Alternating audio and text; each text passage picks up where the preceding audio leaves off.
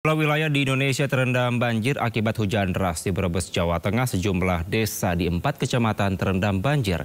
Sementara di Kabupaten Pringsewu, Lampung, banjir merendam 200 hektar lahan sawah yang baru sebulan ditanam padi.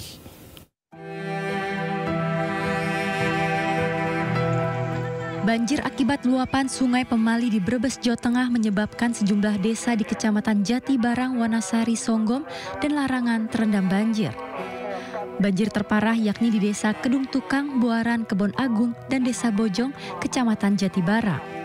Polisi, TNI, BPBD, dan PMI masih melakukan evakuasi warga terdampak banjir, terutama warga lanjut usia, anak-anak, dan ibu hamil untuk ditampung di lokasi yang lebih tinggi. Selain itu, ruas jalan Provinsi Jatibarang Brebes juga terendam banjir setinggi 30 cm akibat limpasan Sungai Pemali. Banjir juga terjadi di perumahan Kutilang Raya, Kelurahan Susukan, Kecamatan Ungaran Timur, Kabupaten Semarang, Jawa Tengah. Puluhan rumah warga terendam banjir dengan ketinggian air yang bervariasi, bahkan mencapai 1,5 meter.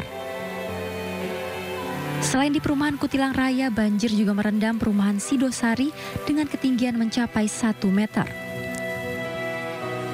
Mengantisipasi banjir kian parah, warga langsung mengevakuasi barang berharga dan kendaraan mereka ke tempat yang lebih aman. Banjir akibat hujan deras hingga membuat kali Susukan meluap.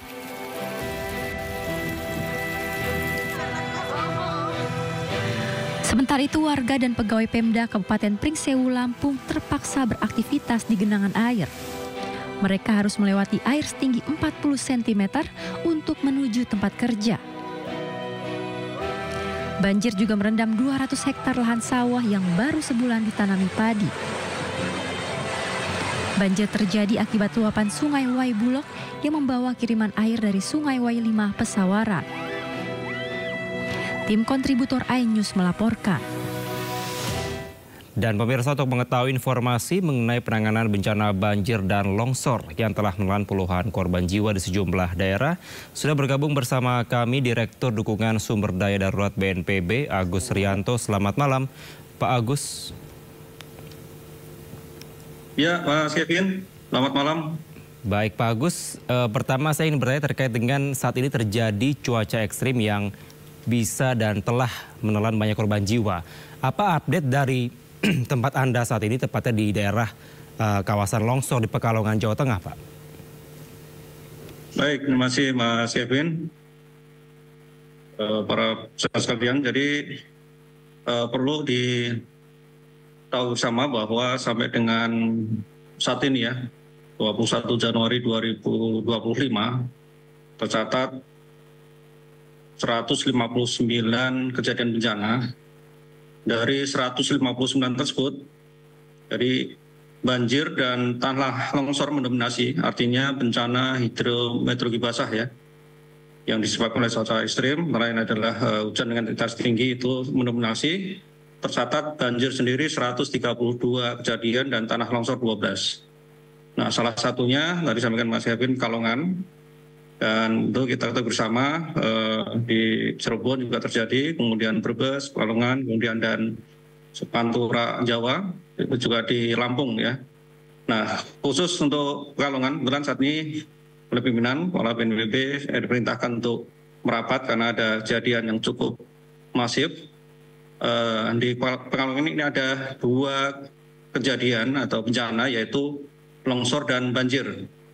Jadi longsor ini terjadi tentu di kawasan dataran tinggi ya, atau di atas. Dan kalau kita lihat morfologinya, memang ini ada di sekitar kaki Gunung Batur ya, berbatasan dengan Banjarnegara. Di sana ada terjadi longsor, kemudian di bagian hulu, tengah dan hulu terjadi banjir. Sehingga ini komplit di Pekalongan ini terjadi 2 bencana sekaligus, banjir dan longsor.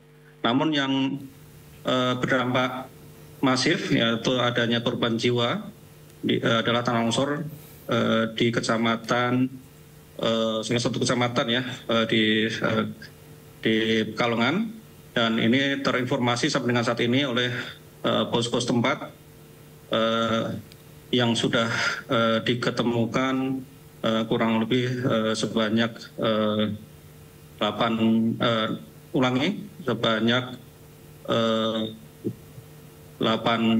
ya, dan 7 masih dinyatakan hilang. Ulangi, 17 ya, 17 dan 8 dinyatakan masih hilang atau dalam pencarian. Jadi 17 sudah diketemukan. Tentu ini data akan dinamis, tentu nanti akan diupdate lebih lanjut melalui posko setempat. Demikian Mas Kevin. Baik, Pak Agus, saya mau konfirmasi kembali, ada 17 yang ditemukan dalam kondisi meninggal dunia? Iya, Mas Kevin, terlaporkan demikian. Dan 8 masih dalam pencarian atau masih hilang saat ini? Ya, masih dalam pencarian tim SAR gabungan. Dan tadi dilaporkan karena cuaca juga di sini masih hujan ya, cenderung tidak berhenti hujan, dan jam 5 tadi karena memang kondisi situasi dihentikan untuk sementara. Tentu besok akan dilanjutkan kembali. Demikian. Baik, Pak Agus, terkait dengan korban yang selamat saat ini, bagaimana kondisi mereka dan ada berapa orang totalnya, Pak? Baik, untuk jumlah tentu ini dinamis terkait dengan yang selamat maupun yang luka ya, dan ini memang posko ya, posko ada di salah satu kecamatan di Pekalongan tersebut, dan kecamatan itu tentu juga ada puskesmas yang terdekat, sehingga bagi mereka yang kemudian selamat maupun masyarakat sekitar yang mengalami katakanlah luka-luka ringan ini dirawat di puskesmas setempat. Demikian Mas Kevin. Baik, saat ini datanya ada berapa orang Pak yang dapat dikatakan selamat dan juga dalam perawatan saat ini ada berapa orang? Ini kami masih data masih berkembang terus, jadi ini kami kebetulan sedang di BPBD. Saat lagi mungkin kami akan meluncur ke pos lapangan, sehingga di sana nanti tentu data-data akan kami laporkan lebih lanjut. Baik, sampai dengan saat ini kendala yang dihadapi di sana seperti apa Pak? Mungkin selain dari yang Bapak sampaikan terkait dengan hujan yang masih turun di sana. Iya, tentu aksesibilitas itu ya. Jadi karena hujan, kemudian memang dari sisi kontur atau morfologi sungai rupa itu dataran tinggi, sehingga ini memang untuk akses dari kecamatan atau dari posko ke satu desa yang terdampak tersebut ini ya hanya bisa dilalui roda 2, dan tentu ini kemudian juga terkait dengan katakanlah layanan ya, untuk dropping logistik pun tentu ini mengalami beberapa tantangan yang tentu ini tetap harus diupayakan hingga sampai ke masyarakat yang terdapat tersebut. Jadi itu khususnya aksesibilitas. Jadi ini juga tadi ditelaporkan oleh pemerintah daerah setempat, ada satu jembatan ya yang putus, yang kemudian akan diupayakan melalui Dinas Bina Marga dan Cipta Karya Provinsi Jawa Tengah, mulai besok akan dibangun jembatan Beli. Untuk sementara ini ke lokasi kita harus memutar dulu di kabupaten tetangga itu Banjarnegara. Demikian Mas Kevin. Baik. Pak Agus, terkait dengan nanti Anda masih akan melakukan pengecekan terlebih dahulu terkait dengan berapa jumlah korban yang masih selamat dan mendapatkan perawatan di puskesmas tadi. Namun dari pemerintah apakah nantinya akan diberikan bantuan seperti yang kita ketahui bahwa memang ini pasti membutuhkan bantuan baik secara material maupun juga lainnya. Seperti apa dari pemerintah Pak nantinya? Ya, tentu untuk jangka pendek ini fokus kita tentu adalah evakuasi ya. Evakuasi, tentu penyelamatan jiwa agar tidak katakanlah terjadi korban berikutnya. Di samping juga mencari terkait dengan korban yang dinyatakan katakanlah hilang dan ditemukan. Untuk yang selamat maupun kemudian masyarakat sekitarnya yang berpotensi adanya longsoran susulan, tentu ini kemudian ditempatkan di tempat yang aman, dan tentu layanan dasar ya, kebutuhan pengungsi ini khususnya permakanan, ini juga tentu menjadi prioritas utama. Ini tadi kami juga koordinasi dengan pemerintah daerah setempat. Ini untuk logistik sementara ini cukup untuk masyarakat paling tidak untuk kebutuhan makan mereka cukup. Kedua tentu layanan kesehatan karena ini memang daerahnya cukup dingin ya, karena dengan cuaca tentu ini potensi untuk adanya katakanlah sakit ya, baik disebabkan oleh dampak langsung dari longsor maupun secara tidak langsung ini juga dilayani. Jadi permakanan, logistik, kemudian kesehatan ini menjadi unsur utama yang akan dilakukan oleh pemerintah. Jadi pemerintah pusat mendampingi dan tentu akan memberikan feeling the gap ya terkait dengan upaya-upaya daerah yang dirasa mungkin masih kurang. Demikian. Jadi kami simpulkan ini pemerintah daerah cukup sigap, sudah langsung membentuk posko dan semua bergerak unsur-unsur terkait baik TNI maupun Polri juga di lapangan. Demikian Mas Kevin. Baik. Pak Agus, ini kan selain di daerah Pekalongan, Jawa Tengah, dampak dari bencana hidrometeorologi karena bencana yang disebabkan karena cuaca ekstrim ini juga terjadi di sejumlah tempat. Seperti yang Anda sampaikan juga tadi sempat terjadi di Brebes, kemudian juga ada di Bali, tepatnya di Denpasar Utara dan juga di Kelungkung. Bagaimana update dari korban yang ada di akibat bencana di Denpasar dan juga di Kelungkung, Bali, Pak, saat ini? Baik, terkait dengan beberapa bencana yang terjadi hampir serempak di baik mulai dari Lampung, kemudian hampir semuanya Jawa dan di Bali gitu ya, Kelungkung tersebut. Ini juga untuk data-data ini masih dinamis, masih berkembang terus. Untuk nanti kita akan update terkait dengan hal tersebut. Tentu ini menjadi penting terkait dengan data ini agar tidak simpang siur. Tentu nanti dari Pusdal Ops akan mencatat dengan baik terkait dengan data-data di lapangan. Demikian Mas Kevin. Untuk sementara mungkin nanti kami update dulu terkait dengan data-data yang terjadi korban jiwa maupun luka-luka. Tapi untuk sementara yang cukup masif memang di Pekalongan. Untuk yang lainnya mungkin nanti kita update lagi.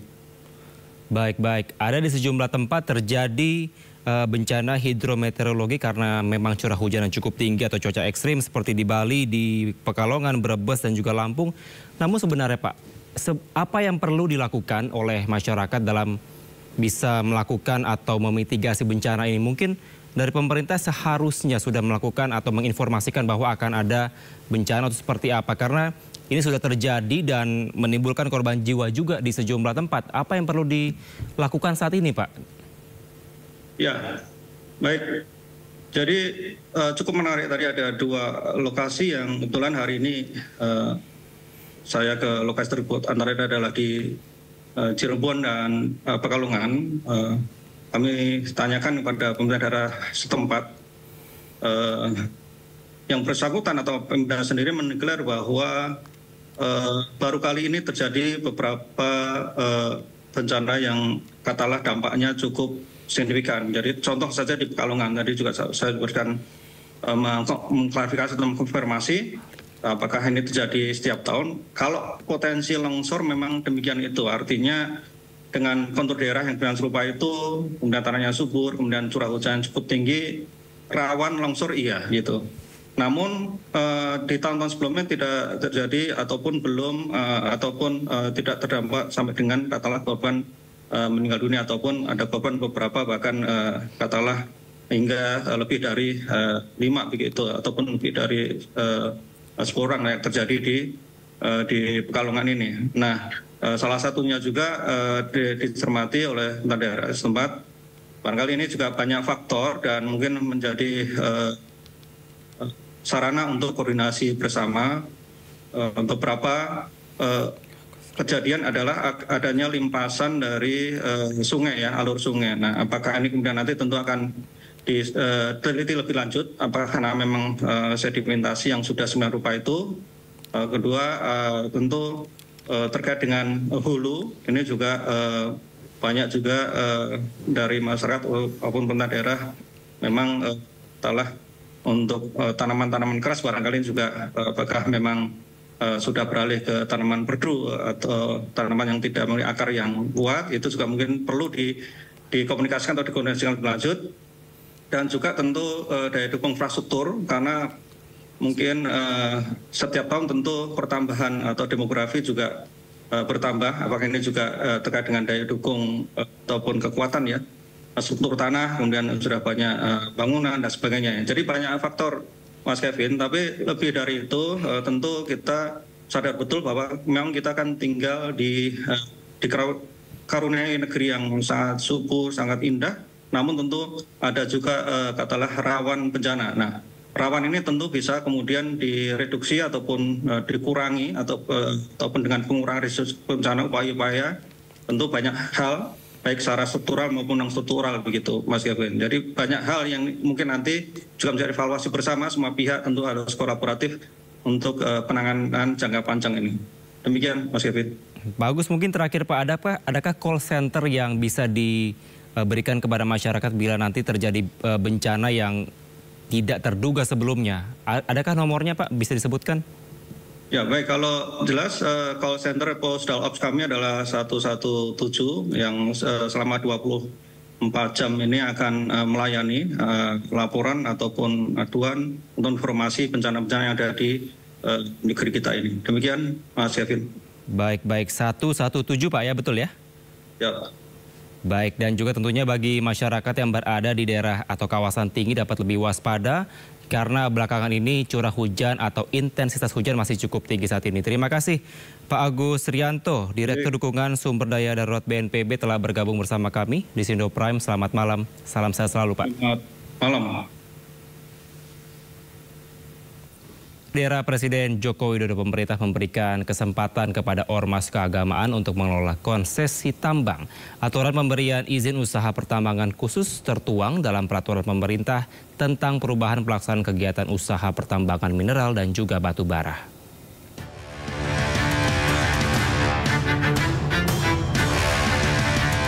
Presiden Joko Widodo menandatangani peraturan pemerintah nomor 25 tahun 2024 tentang perubahan atas PP nomor 96 tahun 2021 tentang pelaksanaan kegiatan usaha pertambangan mineral dan batu bara. Dalam aturan tersebut, terdapat aturan baru yang mengizinkan organisasi kemasyarakatan untuk mengelola lahan pertambangan. Keputusan Presiden ini mendapat sambutan dari ormas keagamaan. Mereka menilai kebijakan Presiden Jokowi tersebut dapat menjadi sumber pendapatan baru bagi ormas keagamaan untuk mendukung beragam kegiatannya. Termasuk berimplikasi baik kepada ormas keagamaan untuk merespon masyarakat kala terjadi bencana. Menteri Investasi Bahlil Lahadalia mengatakan, proses pencabutan lebih dari 2.000 izin usaha tambang telah rampung. Nantinya akan didistribusikan pada kelompok masyarakat, UMKM, hingga koperasi. IUP yang kita cabut ternyata dari 2078 itu 2053 yang kita cabut karena sisanya itu adalah IUP sebagian yang ada di Aceh. Kalau di Aceh itu nggak bisa karena itu adalah otonomi khusus dan beberapa IUP yang memang tidak memenuhi unsurnya setelah dilakukan verifikasi. Nah ini kemudian SK pembatalan dari yang kita sudah cabut, kemudian mereka melakukan verifikasi ulang untuk kemudian kita aktifkan sebesar 569 IUP. Perpres 70 sekarang belum selesai, masih dalam revisi.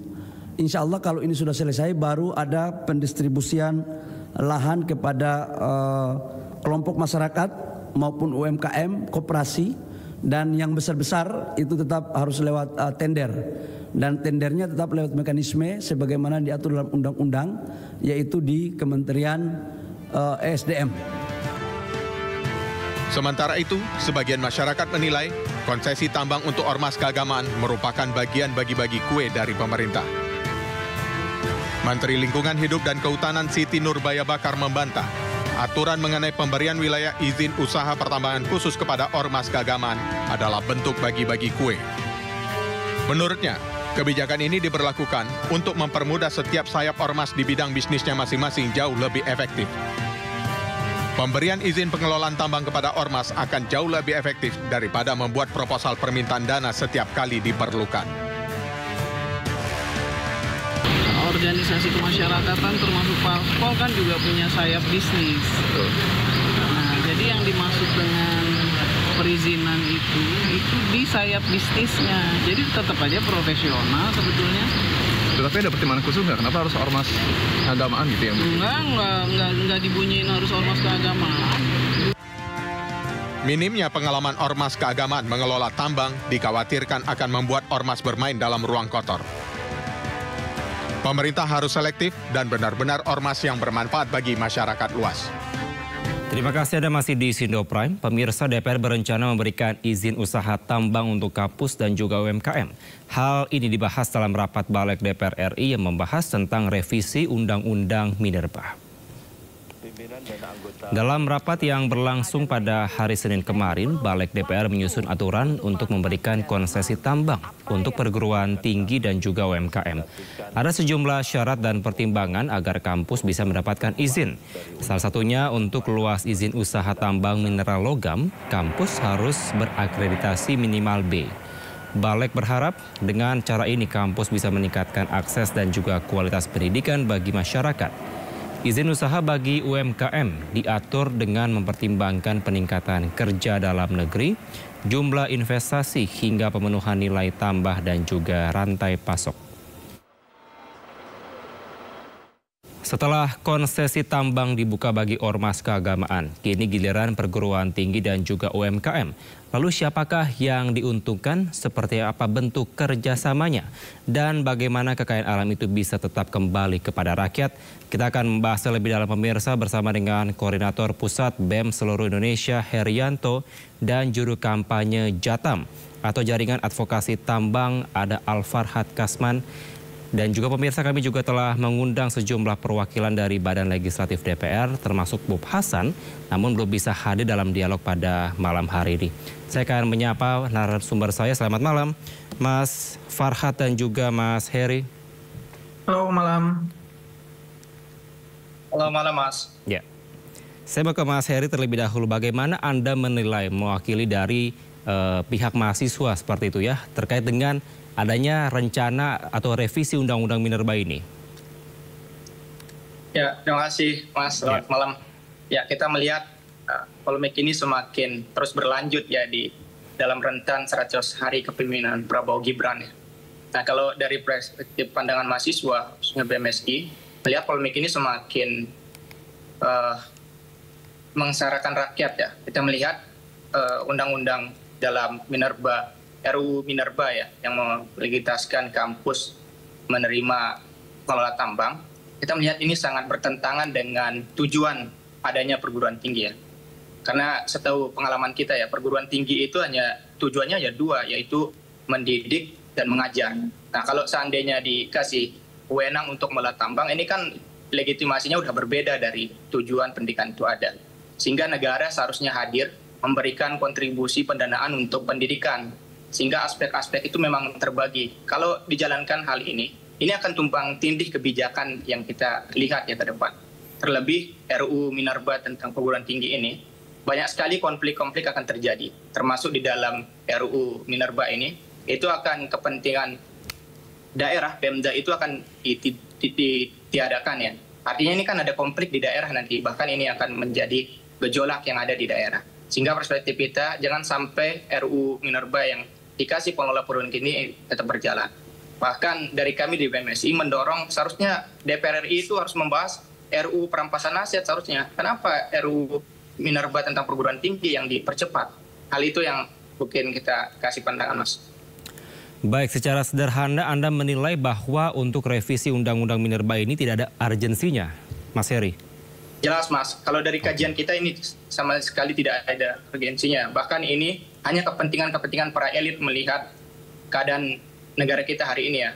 Bahkan ini menjadi kontra antara polemik dan kesepakatan para elit untuk mengolah tambang-tambang bisnis. Artinya ke depan kalau diterapkan revisi RUU Minerba ini kan kampus dia bahasanya dikelola dengan bisnis, bukan perguruan tinggi lagi yang tujuannya tadi mendidik dan mengajar itu, Mas. Baik, dikelola untuk bisnis, berarti ada potensi menurut Anda bahwa bila memang ini nanti dijalankan ada bentrokan antara mahasiswa di kampus dan juga masyarakat sekitar di situ, Mas? Ya jelas, Mas. Ini akan menjadi bentrok ya. Bahkan kalau pandangan kita ini sebagai langkah pembungkaman kritisnya mahasiswa di perguruan tinggi ya. Artinya ketika kampus diberikan wewenang untuk mengelola tambang, ini kan kampus artinya udah bukan fokus lagi untuk mendidik dan mengajar. Dia akan fokus ke tentang bisnis-bisnis. Nah, ini akan berefek ke tentang kenaikan UKT, kenaikan IP, dan pasti akan berdampak semua ke seluruh aspek, termasuk nanti ketika hal ini dikelola oleh tambang perguruan tinggi, pasti mahasiswa yang ada di kos-kosan sekitarnya juga akan naik harga kosan, kemudian yang aspek-aspek lain, uang-uang ujian, uang skripsi, sidang, dan sebagainya pasti akan naik semua. Dan hal itu kita tidak inginkan, Mas. Baik. Saya mau ke Mas Farhad selaku dari juru kampanye Jaringan Advokasi Tambang atau JATAM. Anda melihat seperti apa? Apakah memang Anda setuju dengan adanya RUU Minerba ini? Yang pertama sebetulnya kita ada beberapa catatan penting terkait dengan rencana atau revisi Undang-Undang Minerba ini. Yang pertama itu adalah soal prioritas pemberian izin usaha pertambangan itu dengan minimal luas kurang dari 2.500 hektar itu bisa diserahkan kepada UMKM. Yang kedua adalah memberikan dasar hukum pemberian wilayah izin usaha pertambangan kepada organisasi kemasyarakatan yang sebelumnya kita tahu bagaimana Joko Widodo, bekas Presiden Joko Widodo mengeluarkan PP 25 tahun 2024 itu tentang bagaimana mereka bisa mendapatkan konsesi gitu kan.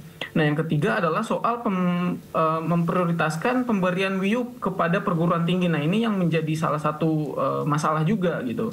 Yang keempat adalah soal bagaimana agenda hilirisasi ini yang kemudian setiap saat disampaikan oleh pemerintah juga turut menjadi salah satu faktor kenapa rancangan revisi Undang-Undang Minerba ini dilakukan. Nah, poin berikutnya adalah soal pengelolaan pendanaan pendapatan negara bukan pajak, dan ini kita tidak tahu sebetulnya apa yang kementerian apa yang akan berwenang untuk mengurusi masalah ini. Nah, berkaitan tadi dengan perguruan tinggi, tentu bahwa di JATAM sendiri berpandangan bahwa bagaimana negara ini harus segera menghentikan upaya-upaya yang dilakukan untuk memperluas dan mempercepat laju kerusakan yang terjadi yang diakibatkan oleh industri ekstraktif pertambangan misalnya. Tetapi yang dilakukan oleh pemerintah justru jauh daripada apa yang diinginkan oleh warga-warga di korban yang berada di lingkar tambang. Misalkan seperti yang rencana revisi Undang-Undang Minerba ini kan, salah satu hal yang paling penting untuk kita ketahui akan ada kemungkinan potensinya sangat besar bahwa perluasan konflik yang dihasilkan oleh pertambangan itu tidak lagi antara perusahaan, kekuasaan, dan masyarakat, tetapi juga akan menyasar kepada perguruan tinggi itu sendiri. Jadi ketika perguruan tinggi ini tidak menolak dan menerima untuk mengelola konsesi misalkan yang diberikan oleh pemerintah, maka perguruan tinggi ini akan menjadi musuh bersama bagi warga, yang khususnya mereka yang berada di lingkar tambang itu sendiri. Itu yang kemudian yang kita lihat bahwa potensi konfliknya sangat besar yang ada dalam revisi Undang-Undang Minerba ini gitu. Baik. Anda melihat seperti apa ke depannya? Apakah memang saat ini DPR seakan-akan secara cepat atau kebut begitu ya untuk mengesahkan RUU ini sebelumnya nanti akan disahkan di rapat paripurna. Anda apa yang perlu kita antisipasi dan perlu dilakukan ke depannya seperti apa kira-kira Mas Farhad? Yang pertama adalah satu, gerakan warga ini, masyarakat sipil ini memang harus menolak itu kan, itu secara substansi harus melakukan penolakan terhadap revisi undang-undang ini. Yang kedua, kenapa kita sampaikan seperti itu, karena daya rusak yang akan dihasilkan dari revisi ini sangat besar misalkan, karena di dalamnya itu kan terjadi konflik of interest juga, misalnya ada konflik kepentingan. Misalkan kita lihat bagaimana prioritas pemberian IUP ini yang luasannya kurang dari 2.500 hektar itu bisa diberikan kepada UMKM. Sementara kalau misalkan kita berangkat dari beberapa temuan ilmiah misalkan seperti yang pernah dirilis oleh ICW, bahwa 60% anggota DPR RI yang hari ini duduk di Senayan itu adalah terafiliasi dengan pebisnis. Artinya mereka punya lahan baru untuk mempraktikkan atau menjalankan bisnis-bisnis kotor yang selama ini mereka lakukan gitu. Itu yang kemudian menjadi masalah besar. Kenapa kita misalkan harus melakukan penolakan, dan menurutku perguruan tinggi ini harus memberikan sikap yang tegas terkait dengan penolakan ini, karena kita percaya selama ini perguruan tinggi itu merupakan lembaga yang independen yang tujuannya adalah untuk menghasilkan Mas Farhad, berdaya gitu. Baik, ada bisnis-bisnis kotor dan perguruan tinggi diharapkan bisa bersikap tegas dengan bisa melakukan demonstrasi, nampaknya yang telah dilakukan juga oleh pihak dari BMSI. Terima kasih, kita akan nantikan, sayang sekali karena tidak ada pihak dari DPR yang bisa atau menerima ajakan untuk wawancara pada malam hari. Terima kasih Mas Farhad dan juga Mas Heri telah bergabung bersama kami di Studio Prime. Selamat malam, sehat selalu Mas. Yep. Selain pemirsa, Menteri Kelautan dan Perikanan Sakti Wahyu Trenggono menyatakan tidak boleh ada kepemilikan sertifikat hak guna bangunan atau sertifikat hak milik di dasar laut, sehingga pagar laut di Tangerang, Banten dipastikan ilegal.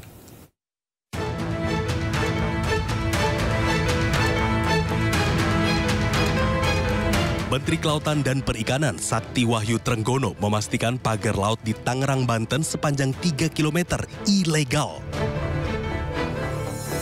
Menurut Sakti, dasar laut tidak boleh memiliki sertifikat hak guna bangunan ataupun sertifikat hak milik. Selain itu, penemuan ratusan sertifikat HGB dan SHM di area pagar laut bisa menjadi bukti baru. Kementerian Kelautan dan Perikanan juga telah mengultimatum pemasang pagar laut untuk mengaku dan melapor. Setelah kita lakukan penyegelan, kita identifikasi siapa yang punya. Kan pada saat kita lakukan penyegelan kan nggak tahu nih siapa yang punya. Ya, secara yuridis kan harus ada yang mengakui siapa yang punya dan seterusnya dan seterusnya dan seterusnya. Tadi saya mendapatkan press conference juga dari Menteri ATR BPN bahwa sudah ada sertifikat yang ada di dalam laut. Saya perlu sampaikan kalau di dasar laut itu tidak boleh ada sertifikat. Jadi itu sudah jelas ilegal juga. Sementara itu, Menteri ATR BPN menuturkan pagar laut di Tangerang telah mengantongi sertifikat hak guna bangunan. Jumlah sertifikat hak guna bangunan itu mencapai 263 bidang atas nama beberapa perusahaan. Kami mengakui, kami membenarkan ada sertifikat yang berseliweran di kawasan pagar laut, sebagaimana yang muncul di banyak sosmed tersebut. Jumlahnya 263 bidang dalam bentuk SHGB atas nama PT Intan Agung Makmur sebanyak 234 bidang dan atas nama PT Cahaya Inti Sentosa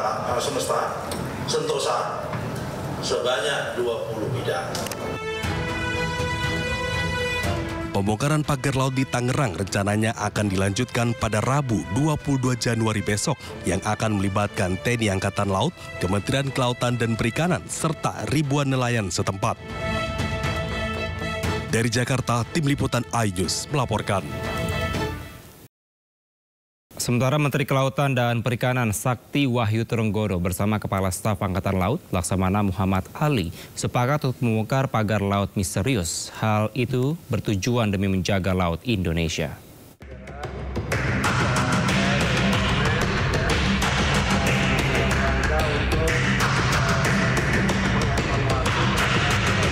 Menteri Kelautan dan Perikanan Sakti Wahyu Trenggono bersama Kepala Staf Angkatan Laut Laksamana Muhammad Ali sepakat untuk membongkar pagar laut misterius di Kabupaten Tangerang, Banten demi menjaga laut Indonesia. Meski demikian, keduanya sempat berbeda pandangan soal pembongkaran pagar laut di Kabupaten Tangerang tersebut. TNI AL tetap pada pendirian untuk membongkar, sementara Kementerian Kelautan dan Perikanan menyayangkan sikap TNI AL tersebut karena bisa mengganggu proses penyelidikan. Namun kini kedua belah pihak Kementerian Kelautan dan Perikanan maupun TNI AL sama-sama ingin membongkar pagar laut demi menjaga laut Indonesia. Kita berkoordinasi dengan Kepala Staf Angkatan Laut beserta jajaran, saya dan Pak Wamen, ya, dalam rangka untuk mengevaluasi terhadap apa yang sekarang ini menjadi isu yang ramai, itu adalah soal pagar laut. Jadi kita akan memberikan batasan waktu sampai dengan besok Rabu pagi. Kita akan rapat koordinasi Rabu pagi. Lalu siangnya kita akan lakukan tindakan pembongkaran. Begitu Pak Kasar ya? Siap Bapak. Silakan. Setuju. Jadi pagi ini kami bersama Pak Menteri dengan Pak Wamen melaksanakan evaluasi bagaimana cara yang baik, yang aman, yang cepat dan praktis untuk bisa mempercepat membantu kesulitan masyarakat nelayan. Karena itu instruksi dari Bapak Presiden kan, TNI harus bisa membantu kesulitan masyarakat. Kedua pihak akan berkoordinasi untuk proses pembongkaran secara bertahap setelah evaluasi dilakukan untuk kelancaran aktivitas nelayan yang terdampak. Tim Liputan iNews melaporkan.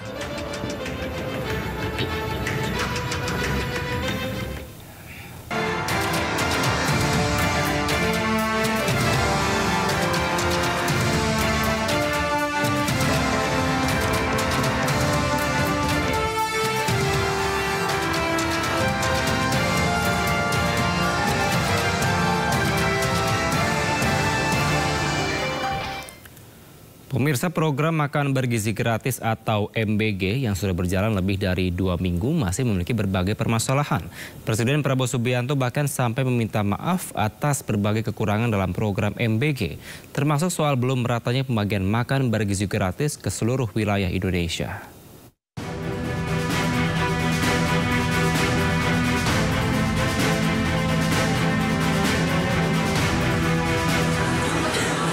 Program Makan Bergizi Gratis atau MBG sudah bergulir selama lebih dari 2 minggu sejak pertama kali diluncurkan pada Senin 6 Januari 2025. Namun, sejumlah permasalahan terus mencuat, mulai dari makanan basi, distribusi yang terlambat, hingga keterbatasan dana. Presiden Prabowo Subianto pun menyampaikan permintaan maaf atas berbagai kekurangan dalam program Makan Bergizi Gratis, termasuk soal belum meratanya pembagian makan bergizi gratis ke seluruh wilayah Indonesia. Presiden juga menekankan ketersediaan dana program Makan Bergizi Gratis bagi seluruh anak-anak Indonesia. Makan bergizi ini secara fisik tidak mudah untuk segera ke seluruh rakyat. Untuk itu saya, Prabowo Subianto, Presiden Republik Indonesia, saya minta maaf kepada semua orang tua, kemudian semua anak-anak yang belum menerima. Tapi saya yakini bahwa tahun 2025, akhir 2025, semua anak Indonesia akan dapat makan bergizi. Keterbatasan dana memang menjadi salah satu masalah yang membuat banyak pihak meragukan program MBG. Sebelumnya, Menteri Perdagangan Zulkifli Hasan mengatakan anggaran program MBG sebesar 71 triliun rupiah hanya sampai Juni 2025 dan belum mampu mencakup seluruh anak Indonesia. Terkait masalah ini, Ketua Dewan Perwakilan Daerah RI Sultan Najamuddin mengusulkan agar pemerintah membuka kesempatan pembiayaan program makan bergizi gratis kepada masyarakat melalui zakat infak dan sedekah atau ZIS. Hal ini disampaikan Sultan setelah rapat paripurna pembukaan masa sidang ketiga DPD RI 14 Januari 2025. Menurutnya, pemerintah membutuhkan dukungan pembiayaan yang lebih dalam mensukseskan program ini. Sehingga partisipasi dan dukungan pembiayaan dari masyarakat jadi opsi yang perlu disiapkan pemerintah. Saya melihat begini, memang negara pasti di bawah Pak Prabowo, Mas Gibran ini betul-betul ingin program makan bergizi gratis ini maksimal. Hanya saja kan kita tahu semua bahwa anggaran kita juga tentu tidak akan semua dipakai untuk makan gizi gratis. Saya sih melihat ada DNA dari negara kita, DNA dari masyarakat Indonesia itu kan dermawan, gotong royong. Nah, kenapa enggak ini justru kita manfaatkan juga? Contoh, ya, bagaimana kita menstimulus agar masyarakat umum pun terlibat di program makan gizi gratis ini. Di antaranya adalah saya kemarin juga berpikir kenapa enggak ya zakat kita yang luar biasa besarnya juga pemerintah mau libatkan ke sana. Itu salah satu contoh. Sehingga pemerintah tidak bekerja sendiri dengan anggaran yang ada. Pihak istana pun angkat suara terkait usulan ini. Pemerintah sudah menyiapkan anggaran sendiri untuk program makan bergizi gratis, sehingga tidak perlu mengambil anggaran dari pos lain, apalagi dari dana zakat. Ya apa ya seperti itu, ya enggak kan, gunanya zakat itu bukan untuk itu. Karena Presiden sudah berniat baik dengan tulus untuk memberikan terbaik untuk bangsa Indonesia kepada siswa-siswa, pondok pesantren, ibu hamil untuk menyelenggarkan. Dan beliau sudah anggarkan sejumlah 71 triliun itu. Jadi tidak mengambil ke dana yang lain-lain. Beliau sudah betul-betul loh luar biasa. Jadi tidak ada yang bilang ngambil dari mana tadi? Zakat. Zakat apa? Wah itu sangat memalukan itu ya. Bukan seperti itu kami. Ya. Jadi saya kira itu ya. Terima kasih ya. Di samping bantahan dari pihak istana, usulan agar anggaran makan bergizi gratis diambil dari dana zakat juga mendapat kritik dari masyarakat. Banyak pihak menilai usulan tersebut tidaklah tepat.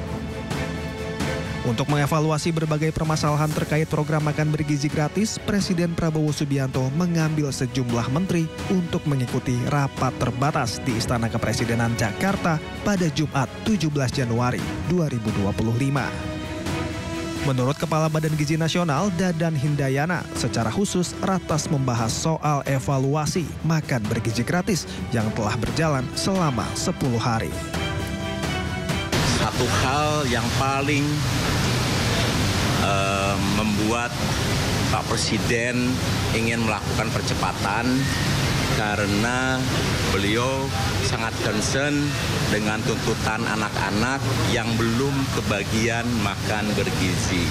Jadi ini satu hal yang mengusik kalbu beliau sehingga kami dikumpulkan untuk melakukan proses percepatan-percepatan yang perlu dilakukan, dan ini dilakukan lintas sektoral.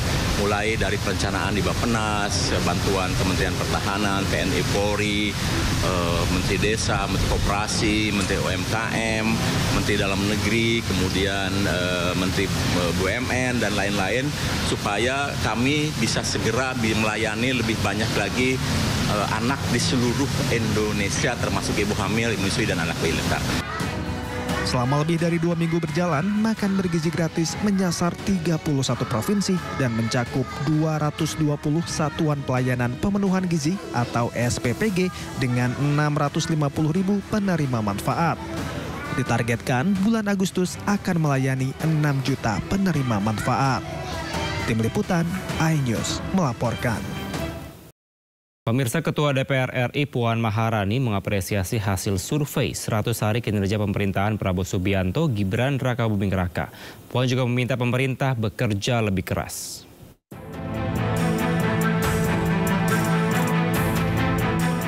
Ketua DPR RI Puan Maharani menanggapi 100 hari pemerintahan Presiden Prabowo Subianto dan Wapres Gibran Rakabuming Raka yang mendapat respon positif dari masyarakat. Menurut Puan, hal ini menjadi tantangan bagi pemerintah Presiden Prabowo agar bisa bekerja lebih keras untuk rakyat. Puan menilai kepuasan dan kepercayaan masyarakat harus diterjemahkan sebagai indikator agar pemerintah semakin bekerja lebih baik. Sebelumnya, Litbang Kompas merilis survei kepuasan publik terhadap 100 hari kinerja pemerintahan Prabowo Gibran dengan hasil cukup tinggi, yaitu 80,9%. Apresiasi kepada pemerintahan Pak Prabowo yang walaupun masih belum 100 hari sudah alhamdulillah mendapatkan apresiasi dari masyarakat. Ini merupakan tantangan dari pemerintahan yang sekarang untuk bisa lebih bekerja keras dalam menjalankan pemerintahannya sehingga apapun hasilnya adalah untuk rakyat. Jadi bekerja lebih baik, bekerja dengan lebih semangat, dan apapun yang menjadi kekurangannya akan bisa ditindaklanjuti dengan evaluasi yang terbaik bagi rakyat. Berdasarkan hasil survei Litbang Kompas, tingkat kepuasan masyarakat terhadap bidang politik keamanan mencapai 85,8%. Sementara di bidang kesejahteraan sosial di angka 83,7%, ekonomi 74,5%, dan hukum 72,1%. Puan menilai hasil baik untuk kinerja Prabowo dan jajarannya harus dijadikan sebagai pemacu semangat. Sedikitnya ada 4 indikator yang dijadikan dasar dalam menilai tingkat kepuasan publik terhadap pemerintahan Prabowo Gibran. Dan berikut kami tampilkan indikator kepuasan publik berdasarkan survei Litbang Kompas.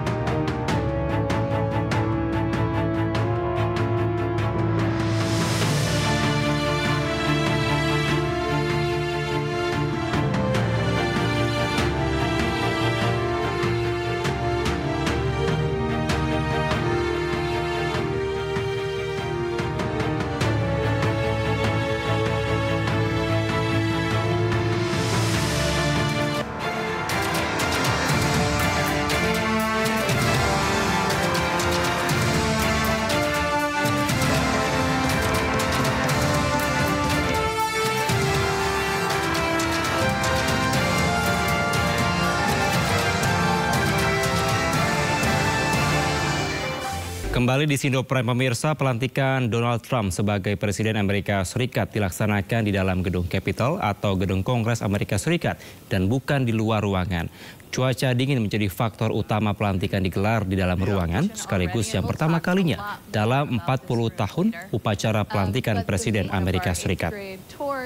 Pelantikan Donald Trump sebagai Presiden Amerika Serikat akan dilaksanakan di dalam gedung Capitol atau gedung Kongres Amerika Serikat dan bukan di luar ruangan.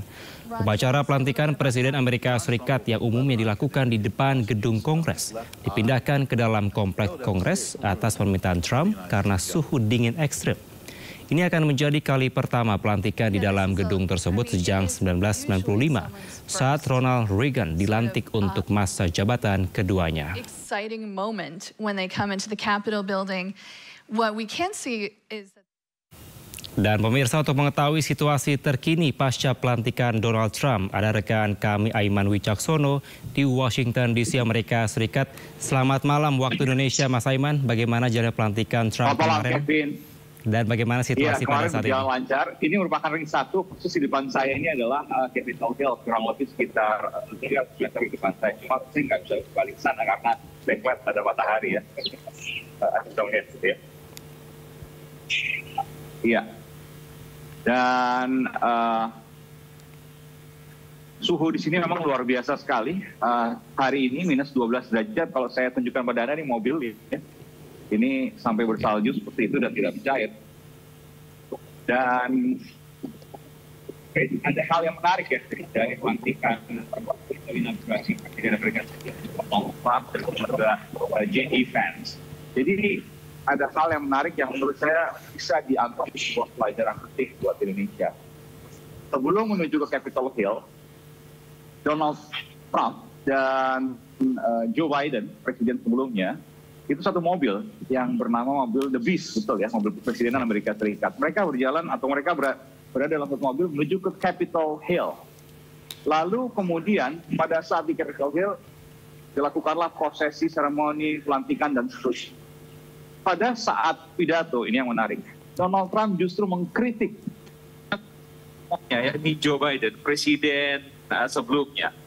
Kalau kita lihat, mungkin akan di Indonesia mungkin akan berbicara bahwa ini hal yang tidak lazim, hal yang tidak mungkin dikatakan banyak kritik dan lain sebagainya, karena satu mobil kok bisa-bisanya mengkritik yang lain. Tapi di sinilah perbedaannya. Inilah demokrasi sesungguhnya. Kenapa saya katakan demokrasi sesungguhnya? Bahwa nilai atau value berada di atas dari hubungan personal.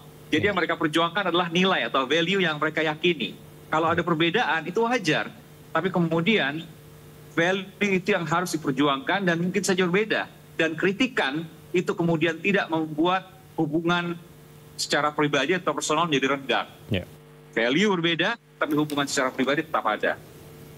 Satu mobil menuju Capitol Hill, tapi kemudian pada saat pidato mengkritik. Itu hal yang wajar di Amerika Serikat. Dan itulah demokrasi sesungguhnya. No hard feeling, tetap berteman secara personal, meskipun secara kebijakan berbeda dan saling mengkritik. Gitu. Baik. Baik, Mas Aiman, kalau dilihat nampaknya suasana di sana sudah kembali normal. Apakah memang euforia juga masih terasa sampai dengan hari ini? Ya. Bisa Anda ulangi sekali lagi? Baik, Mas Aiman, kalau saya lihat di belakang Mas Aiman ini nampaknya sudah kembali normal aktivitas dari warga di Amerika Serikat. Apakah memang sudah kembali normal atau masih ada euforianya sampai saat ini? Iya betul, saya tunjukkan di belakangnya masih sisa pagar ya, atau long fence. Ini adalah pagar yang kemarin dilakukan di sepanjang radius 2 km dari Capitol Hill dan White House. Belakang saya ini adalah White House. Baik. Jadi radiusnya 2 km, pagar-pagar itu digunakan, dan jumlah panjang pagarnya itu 48 km. Jadi nggak, dalam tanda kutip, tidak sembarang orang kemudian bisa masuk ke wilayah Capitol Hill dan sebagainya, harus terdaftar dan sebagainya. Dan saya beruntung mendapat undangan khusus ya, jadi bisa dengan mudah untuk masuk. Ketika warga umum untuk masuk, maka mereka harus mengantri. Kemarin misalnya pada saat pelantikan baru jam 12 siang waktu Washington DC. Tapi mengantrinya mereka yang menggunakan tiket biasa itu dari pukul 3 pagi. Anda bisa bayangkan, ini sekarang sekitar pukul 8 lewat ya di pagi waktu Amerika Serikat. Ini minus 12. Bagaimana pukul 3 pagi ini luar biasa. Tapi mereka tetap dengan sabar menunggu dari pukul 3 pagi hingga pukul 12 siang di tempat yang namanya Capitol One, atau jarak sekitar 300 meter dari Capitol Hill untuk menyaksikan prosesi seremoni pengambilan sumpah dari Presiden Amerika Serikat. Kevin. Baik. Mas Aiman, mungkin terakhir sebagai pertanyaan penutup, apakah memang dapat dipastikan saat ini dari Donald Trump bersama dengan keluarga sudah menempati Gedung Putih atau White House pada saat ini, Mas? Ya, beberapa hari terakhir ini memang ada informasi yang disampaikan oleh berbagai media di Amerika Serikat bahwa Trump sejak kemarin mulai berkantor di Gedung Putih, bahkan hari ini. Dan inilah yang kemudian di Amerika Serikat bahwa dia presiden bekerja dan kemudian tinggal juga berada di area Gedung Putih. Jadi hari ini mereka sudah bekerja, atau Trump sudah bekerja, dan JD Vance juga demikian.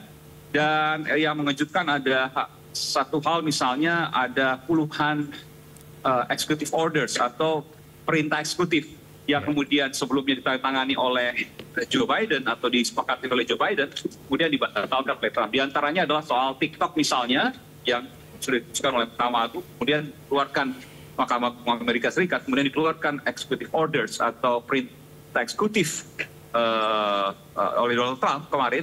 TikTok akhirnya bisa lagi diakses di Amerika Serikat. Tapi ada satu syarat, 50% dari TikTok itu akan dilakukan pembicaraan, akan diakuisisi oleh Amerika Serikat. Dan inilah pendekatan yang dilakukan Trump. Jadi bisa melakukan sesuatu atau berkomitmen sesuatu, tapi ada keuntungan bagi kedua belah pihak. Dan itulah ciri pebisnis yang kemudian dilakukan oleh Trump. Demikian. Baik, semoga harapan yang terbaik tentunya dengan dilantiknya Donald Trump sebagai Presiden Amerika Serikat yang ke-47, terutama dengan hubungannya dengan Indonesia, ke depannya dapat semakin baik. Terima kasih Mas Aiman Wicaksono melaporkan langsung dari Washington DC, Amerika Serikat. Selamat kembali bertugas. Sehat selalu Mas Aiman di sana. Pemirsa, Jaksa Agung Muda Tindak Pidana Khusus Kejagung menangkap Hendro Gianto Antonio Tiwon, salah satu buron kasus korupsi impor gula. Hendro Gianto merupakan Direktur Utama PT Duta Sugar Internasional. Tersangka Hendro Gianto ditangkap di Kalimantan Tengah, lalu diterbangkan ke Jakarta melalui Bandara Soekarno-Hatta, Tangerang. Sebelumnya Kejagung telah menetapkan 9 tersangka baru dalam kasus korupsi impor gula yang turut menyeret mantan Mendak Tom Lembong. Saat ini masih ada 1 tersangka yang berstatus buron, yaitu Ali Sanjaya selaku Direktur Utama PT Kebun Tebu Mas. Penyidik pada jajaran Jampitsus berketetapan melakukan penahanan terhadap seorang tersangka berinisial HAT selaku Direktur PT DSI, ya, Direktur PT DSI dalam perkara dugaan tindak pidana korupsi importasi gula tahun 2015-2016 pada Kementerian Perdagangan Republik Indonesia. Perlu kami sampaikan bahwa yang bersangkutan sebelum dilakukan penahanan oleh penyidik, terlebih dahulu dilakukan penangkapan, ya, yang dilakukan pada hari ini juga di Pangkalan Bun, Kalimantan Tengah, ya. Pemirsa, KPK menahan Bupati Situbondo karena Suwandi. Penahanan dilakukan usai karena berstatus tersangka kasus korupsi pengelolaan dana pemulihan ekonomi nasional dan penggandaan barang dan juga jasa di Pemkab Situbondo 2021-2024. Selain karena KPK juga menahan Kepala Dinas Pekerjaan Umum dan Penataan Ruang Kabupaten Situbondo, Eko Prionggo, karena Suswandi sempat melakukan pra-peradilan di Pengadilan Negeri Jakarta Selatan sebanyak 2 kali. Namun keduanya ditolak oleh Hakim PN Jakarta Selatan. Sebelumnya tim penyidik telah menggeledah rumah dinas dan juga kantor Bupati Situbondo pada Rabu 28 Agustus 2024 dan menyita barang bukti elektronik serta beberapa dokumen. KPK menahan Karna dan juga Eko selama 20 hari pertama. Keduanya ditahan di Rumah Tahanan Negara Kelas 1 Jakarta Timur, cabang Rutan KPK.